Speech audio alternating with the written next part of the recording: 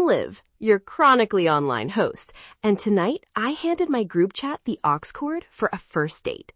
Yes, I literally gave my friends live commentary power while I was trying to flirt. What could possibly go wrong? Quick setup. Swipe right, match, coffee. My brain screamed content, my common sense whispered don't, and the chat screamed louder. So I made rules. Sort of. I told them, keep names vague, don't share my location, no sabotage. I mean, reasonable, right? I assigned roles because obviously I did. Jess? Romantic. She thinks cappuccinos are matchmaking tools. Marco? Pure chaos. Compliment becomes roast in 3 seconds flat. Sam? The moral compass who quietly screenshots things. Yes, both at once. And yes, I should have seen that coming. Stakes. If they made me laugh, a celebratory margarita. If they nearly killed my dignity, they owed me dinner. High stakes. High emotions. So I sit across from date guy. Let's call him Couch Nova. Why Couch Nova? His profile picture had a couch and he said, I like cozy nights. Very specific energy. He orders a latte, oat milk, and tells me about his side hustle selling vintage lamps. Cute? Sure. Conversation starter? Definitely. Phone buzzes? Immediately, like a tiny judgmental disco ball. First wave of texts, quick readout style, because that's how it felt in the moment. Be you, but more sparkly.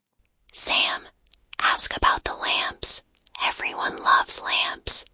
Marco, if he says cozy unironically, I will roast him into a niche podcast. There I am, trying to look like a human and not a live podcast producer. At one point, Marco texts, if he calls you babe in the first 5 minutes, text stop in all caps and then sent me a screenshot. I nearly choked on my latte. Date guy asks what's funny. I say, oh, just remembering a meme. Technically true, also a lie of omission. As the conversation warmed, so did the chat. Full rom-com direction from Jess. Lean in 3 degrees. Tilt head 12%. Smile like you almost remember his name. Sam drops micro advice. Mirror his phrasing. If he says ambivert, use it twice. Marco uploads a raccoon gif with sunglasses. My phone is now a parallel universe of helpful and terrible. Then, oh boy, things escalated. Mundane, but dramatic. He mentions he once accidentally shared a screenshot. My chat detonated. Screenshot him back. Screenshot everything. No, be kind. You don't want to shame him. If he confessed, gently ask for context. And I'm sitting there thinking, this is maybe the worst hill to die on while your friends are DJing your dating life. I tried to ask about the screenshot without making it sound like an interrogation. He tells a story.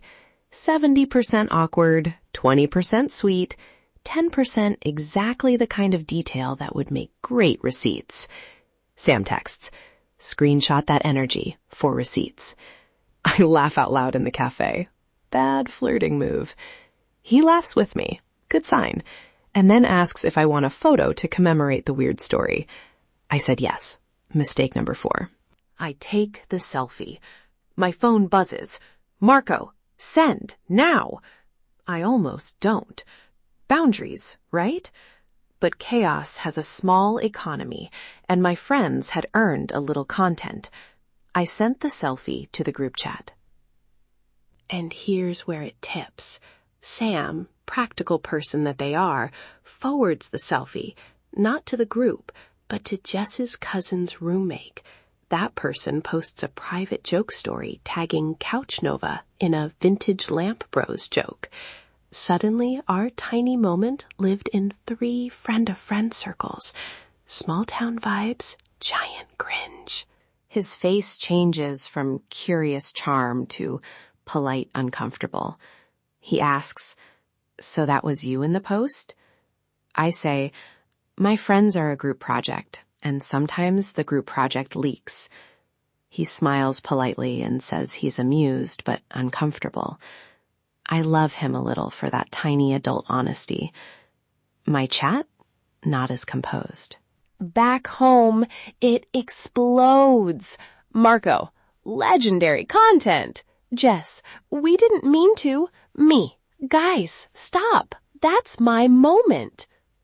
Sam, sorry, Liv, my finger slipped. There's real regret, performative laughter, and a lot of we were just trying to help. The next day, he texts asking if I want a second date. Meanwhile, my chat drafts 3 strategies. Be honest, play coy, and Marco's gem. Stage a second date and make it a roast battle. I told them none of the above.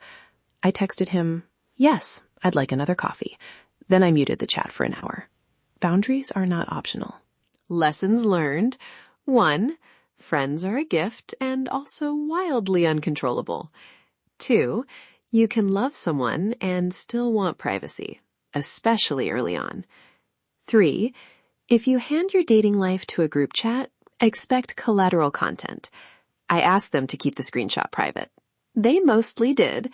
There is, of course, recurring birthday karaoke blackmail, but that is a separate episode. Receipts time, rapid fire, because my friends demanded a highlight reel. Jess, if he brings up lamps again, marry him. Marco, if he says cozy twice, send a meme of a bat and slippers. Sam, I screenshotted, I apologize, I deleted it. Growth. Me, midday texting, tell him I have a rebellious streak while Googling how to be mysterious. Peak modern romance. If you want to live dangerously, but keep your dignity, set boundaries first. Tell your friends what stays in the chat. Pick a gatekeeper, someone mature and willing to say no. In my case, that was Sam, bless them, who absorbed most of the blame and then made me a killer playlist. So it balances out, usually. Final tiny piece of advice. Ask yourself, do you want a sitcom or do you want a relationship? You can have both, but expect cleanup. And honestly, I'm still laughing. It made a ridiculous story and taught me to protect small moments. If this episode made you laugh or feel slightly better about your own life choices, my job here is officially done. Leave a review with your best group chat disaster. I read them and sometimes cry laughing. Stay chaotic. Love, Liv.